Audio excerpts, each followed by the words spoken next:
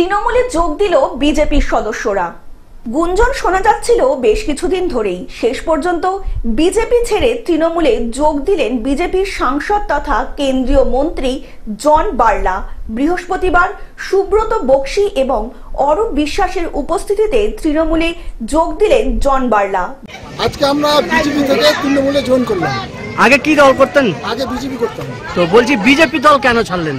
BJP দল ছাড়লাম এই কারণে যে আমরা দেখছি যে বিজেপির কোনো উন্নয়ন নাই।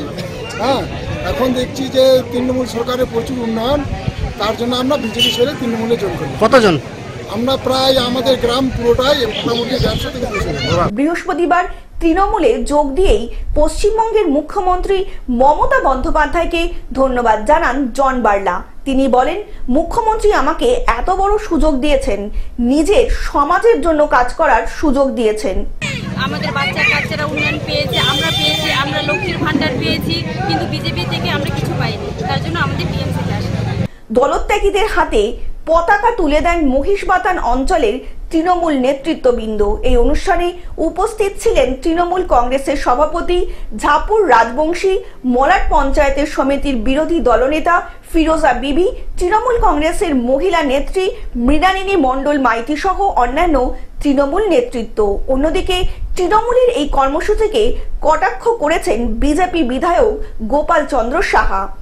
ফুটেজ দেখলাম আপনাদের সোশ্যাল মিডিয়ার মাধ্যমে, সেই ফুটেজে দেখা হচ্ছে যে তৃণমূলে যোগদান হচ্ছে এবং সেখানে বলা হয়েছে যে বিজেপি থেকে যোগদান হয়েছে।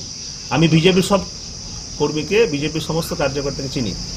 আমি এখানকার স্থানীয় লোক, আমি বিধায়ক বটে, কিন্তু আমি এখানকার স্থানীয়, আমার বাড়ি এখানে, আমি সবাইকে চিনি।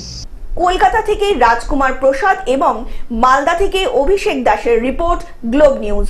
এখন থেকে গ্লোব টিভি দেখুন আপনার স্মার্টফোনেও। গুগল প্লে স্টোর অথবা অ্যাপল স্টোর থেকে ডাউনলোড করুন গ্লোব টিভি লাইভ অ্যাপ। এছাড়া জিও টিভি অ্যাপ থেকে দেখুন গ্লোব টিভি লাইভ।